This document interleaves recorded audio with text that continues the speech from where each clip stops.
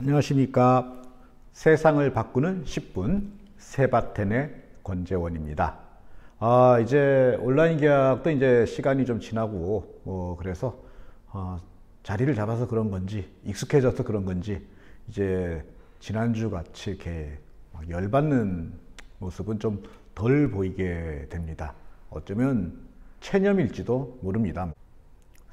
이제는 그래서 사회교사이자 사회학자답게 이 상황에서 관찰할 수 있는 어떤 세상의 변화, 시대의 변화에 대해서 말씀을 드리려고 합니다. 제가 여기서 느낀 게 바로 뭐냐? 출결의 종말입니다. 출결의 종말. 저는 20세기를 출결의 시대라고 부르려고 합니다. 출결의 시대. 이게 무슨 뜻이냐? 학생 같으면 이제 출결이 될 것이고요.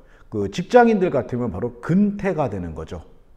그래서 업무의 실적, 업무의 역량보다 근태가 더 중요했던 시대가 이제 정말로 막을 내리고 있다라는 것입니다. 우리나라는 그동안 근태의 나라였습니다. 저 아래에서는 가장 단순한 작업에서부터 저 위로는 가장 창조적인 작업을 하는 사람에 이르기까지 항상 재능과 실적과 역량보다는 얼마나 열심히 했느냐, 얼마나 빠짐없이 했느냐가 더 중요했죠. 그래서 능력이 뛰어나서 남들보다 더 많은 여유 시간을 가지는 사람은 불성실하다는 이유로 배척받고, 역량이 조금 모자라더라도 남들보다 2배, 3배 더 많은 시간을 써서 책상 머리 앞에 붙어 앉아 있는 사람이 훌륭한 사람이라는 칭찬을 받았습니다. 사실 그게 일리가 없는 건 아니었습니다. 20세기까지만 해도 대량 생산, 대량 소비의 시대가 아니었습니까? 그리고 모든 생산 과정은 표준화가 되어 있습니다. 아무리 능력이 뛰어나고 창조적인 사람이라도 이 표준화된 업무 시스템 속에 들어가면은 자기가 맡은 바 일을 해야 할 수밖에 없는 겁니다. 그거보다 더 할 수도 없고 덜 하면 안 되고 다른 걸 할 수도 없습니다. 그래서 찰리 채플린이 그의 유명한 명작 모던 타임스에서 현대사회를 이렇게 톱니바퀴에 비유하지 않았습니까? 이 톱니바퀴라고 하는 거는 들어가면은 그 돌아가도록 되어 있는 방향으로, 돌아가도록 되어 있는 속도로 움직일 수밖에 없습니다. 내가 더 큰 톱니가 되고 싶어도 될 수가 없고, 내가 더 작은 톱니가 되고자 해도 될 수가 없으며, 내가 반대 방향으로 돌고자 해도 돌 수가 없으며, 아니 도는 게 아니라 나는 날아가고 싶어, 혹은 톱니가 서로 연결되지 않고 떨어져 있는 상태에서 서로 동력을 전달하는 방법은 없을까? 등등 이러한 것들이 받아들여질 여지가 없습니다. 따라서 이 톱니가 끼어 들어간 사람들에게 필요한 건 뭐냐 하면은 그냥 정해진 대로 돌아가는, 그리고 돌아가야 할 때 돌아가는, 바로 그러한 능력, 근태, 성실성이 될 수밖에 없었던 것입니다. 그래서 이 20세기의 학교든 직장이든 20세기의 경영 모델은 이 톱니들이 제자리에 가 있는가, 그 다음 이 톱니들이 딴짓을 하지는 않는가, 톱니들이 움직임을 시작해야 될 때 움직이고 멈춰야 될 때 멈췄는가, 이거를 관리하고 체크하는 일이었습니다. 그래서 20세기 학교 모델에서는 학생들의 역량보다 출결이 더 중요합니다. 우리나라는 아직도 그 풍속이 남아있죠. 이렇게 출결 하루하루 때문에 점수가 오락가락하고 당락을 결정지어야 될 정도로 민감하게 반응하는 아마 나라는 세계에 그렇게 많이 남아있지는 않을 겁니다. 이게 바로 20세기의 흔적인 것이죠. 그런데 이 온라인 계약을 하면서 여러 가지 원격 수업 모델들이 실험이 이루어지게 되면서 이 출결이라고 하는 게 얼마나 허망한 것인가 하는 것이 밝혀지기 시작한 것입니다. 가령 평균적인 학생이라면 45분 동안 해야 될 일을 단 10분 만에 해치울 수 있는 학생이 있습니다. 그러면 이 학생이 10분 만에 이걸 해치우고 나머지 35분간 교실을 비웠다면 이 학생은 출석인가요? 결석인가요? 이러한 문제가 드러나기 시작한 겁니다. 대부분의 원격 수업 관리 시스템, 우리가 흔히 LMS라고 합니다. 학습 관리 시스템은 바로 실적과 역량에 기반하여 있습니다. 가령 가장 세계적으로 가장 널리 쓰이고 있는 구글 클래스룸 같은 경우에는 주어진 과제를 완수했느냐 여부로 출결을 관리하게 되죠.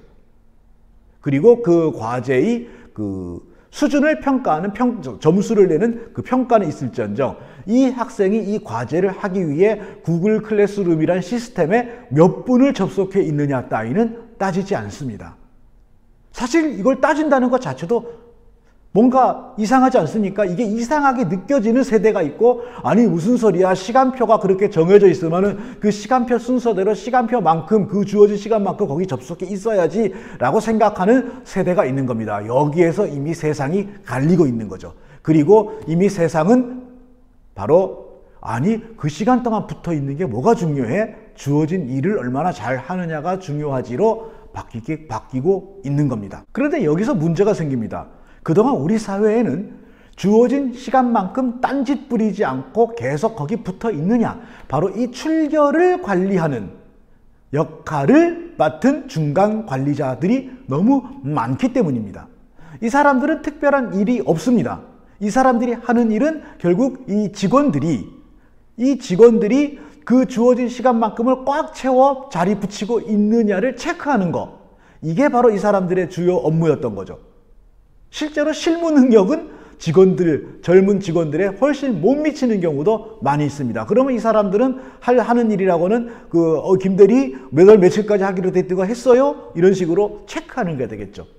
이 체크하는 게 일이었던 사람들은 이러한 식의 시스템이 정착이 되면은 더 이상 설 자리가 없습니다. 가령 CEO가 과제를 내립니다. 이 과제는 그 블록체인처럼 흩어져 있는 네트워크를 통해서 모든 직원에게 구별 없이 전해집니다. 누구든 먼저 해결하는 게 임자인 거죠. 이 흩어져 있던 직원들은 불특정한 네트워크를 서로 모였다 흩어졌다 하면서 팀이 만들어졌다 흩어졌다 합니다. 그래서 이 팀 작업을 하면서 과제를 수행하게 되는 거죠.